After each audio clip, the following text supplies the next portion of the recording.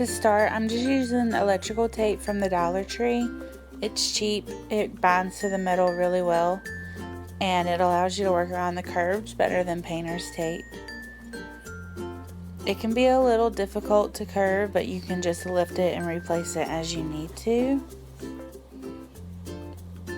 And that's what I'm doing at this point. I'm just working it around the curves and making sure it's as flat as possible.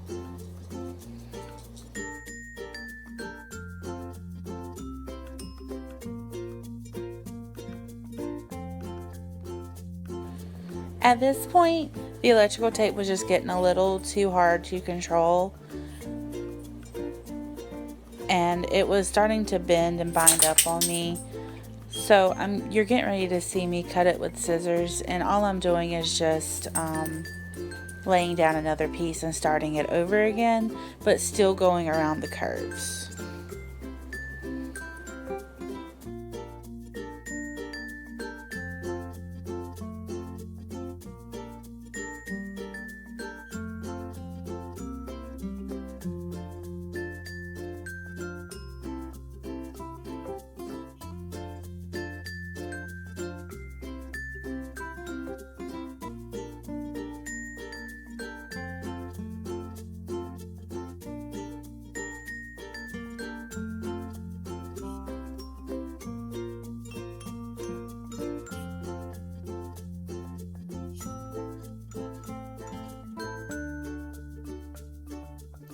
Now that the rim is completely taped off, I am getting ready to just make sure that the tape is as flat as possible, as well as make sure the lining of the tape is as even as it can be.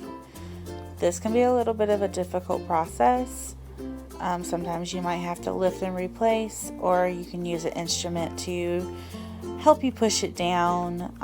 Sometimes your fingers work, sometimes you need another tool. I like to use my weeding tool. These are fabulous. I got them from Harbor Freight, and I only paid about $3, I think, maybe $5 for a pack of 4, I think, or 6. But anyway, they're just one of my favorite weeding tools, and they serve multiple purposes, like pushing down your tape.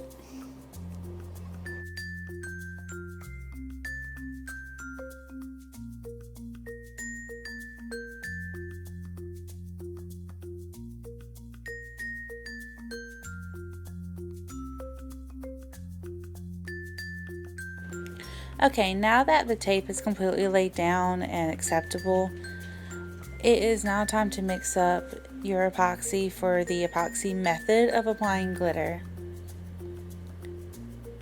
For this video, I'm just using Amazing Clear Cast. I got it from Michael's. I used a 40% off coupon. I want to say after the coupon it was around $13. At this point, I'm just measuring out 10 milliliters of part A.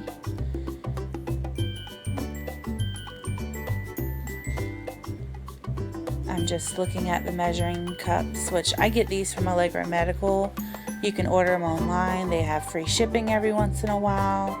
You can get a pack of 100 for $1. So when you have free shipping, no minimum, you can order so many medicine cups, and they'll be to your door within 2 days, typically, for me anyway. And now I'm just measuring out 10 milliliters of part B. So if you're new to epoxy, Illuminite is a 1-to-1 ratio. So if you mix up 10 milliliters of part A, you need 10 milliliters of part B. You can't have 8 or 12 or another number. It has to be 10 and completely even. If you do not have perfect measurements, your epoxy will not cure and it will remain soft, which will remain toxic. So it's just very important to make sure that your epoxy is measured out perfectly.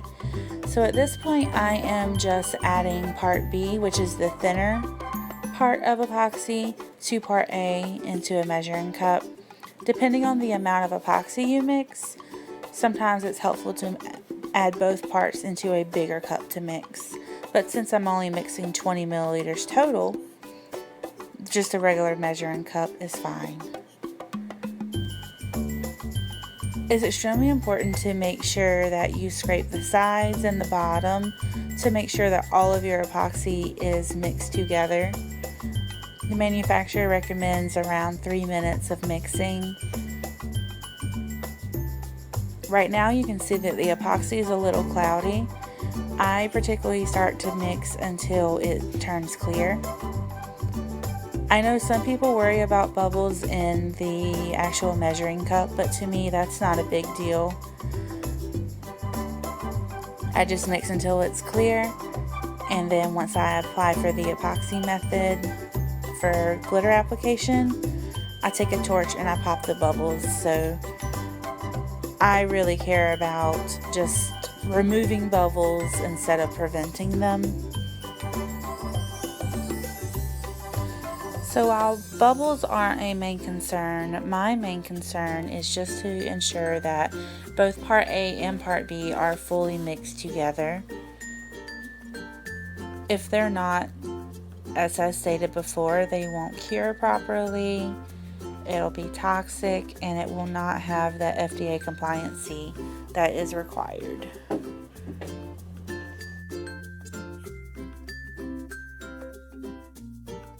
Okay, so as you can see, the epoxy is clear. It's at a good consistency. It just runs off the popsicle stick like a warm honey, which is my perfect consistency for, especially if you're trying to do something like my marble swirl. At this point, I'm just throwing away the popsicle stick into the trash can. I'm making sure that my glove is really tight on my finger, and I'm just dipping my finger into the epoxy and putting maybe just a little bit on top of it. So the key to the epoxy method is just to make sure that you use a very thin amount. Now, I know I mixed up 20 milliliters of epoxy. You will not use that much on this just one bowl. I mixed up this much epoxy because I have another cup I also have to do a top coat of epoxy on, and another cup I have to do the glitter method on as well. And if there's any epoxy left over after doing that, then I'll be glittering another cup. So at this point, I am just running my fingers along the bowl to make sure it's fully covered in epoxy, paying attention to the curve and paying attention to where the top meets the bottom.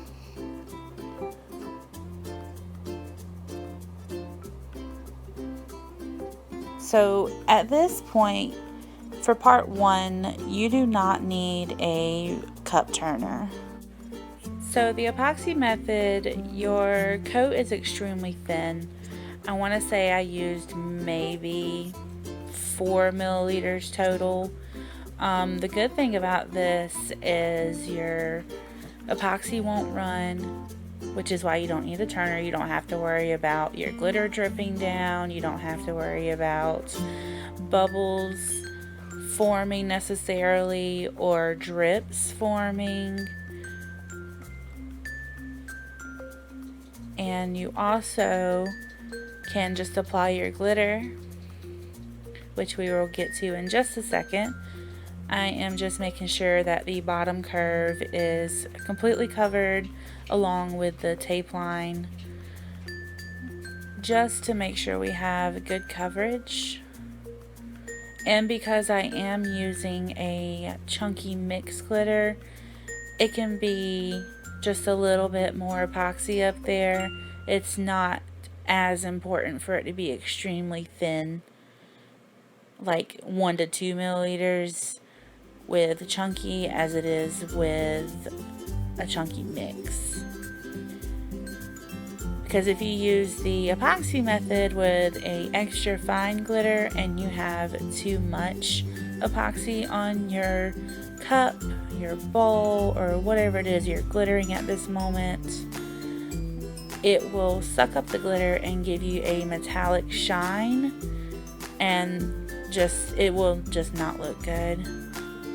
Don't ask me why I did that. I guess I was going to go ahead and epoxy the cup as well, but I decided not to do that one. So at this point, I am getting ready to torch the bowl just to pop any possible micro bubbles or bubbles themselves that will be on the top coat, which could affect adhesiveness of the glitter.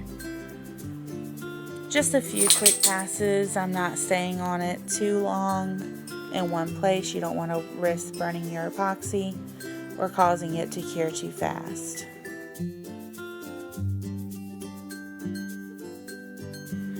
So one of my favorite ways to apply glitter is with one of these plastic spoons from the Dollar Tree. I am using Coachella from PDB Blanks and Glitter. I just got it in the other day and I am absolutely obsessed. So with these plastic spoons, it gives you more control over your glitter application. You don't have to worry about sprinkling too much from the shaker. You don't have to worry about it just not laying down properly. This method is extremely helpful, especially when you are doing like a chunky glitter ombre on a tumbler on your spinner. It helps control where your glitter goes.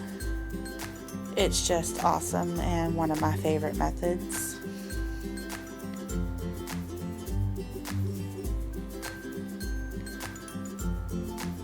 And now I'm just kind of brushing off with my finger just a little bit of extra glitter and patting it down to make sure it lays flat with the epoxy.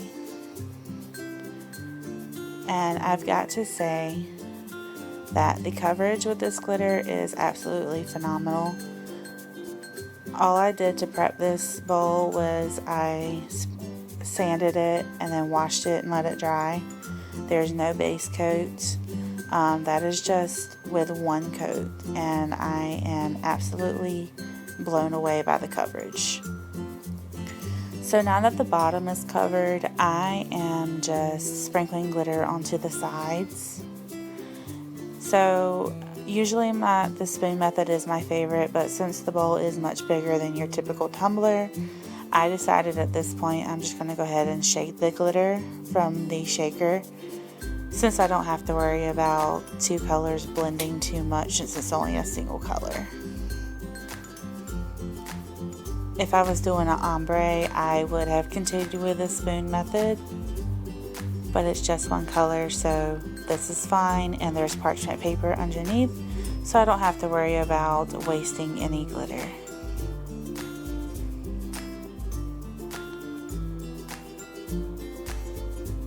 I did not base coat this bowl just because this glitter had some gorgeous silver and white undertones, and I really wanted the silver shimmer to come out, so I just left it on just a stainless steel base because I didn't have silver spray paint.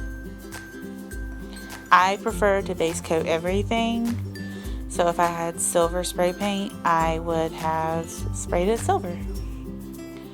It just gives another layer of adhesion for the epoxy. And don't do that. I almost dropped it from my fingers, which is why I taped off the rim. So I am just fixing that one spot, getting off any excess glitter. And like I said, I mean, the coverage of Coachella by PDB Blanks and Glitter is just out of this world. It's absolutely gorgeous, and I really wish the camera would pick up on all the shimmers. But hopefully tomorrow we'll have some sunshine so I can get better pictures before I move on to step 2. And that's it, guys. I'm just going to clean up here and put my glitter back in the shaker. So I will talk to y'all later.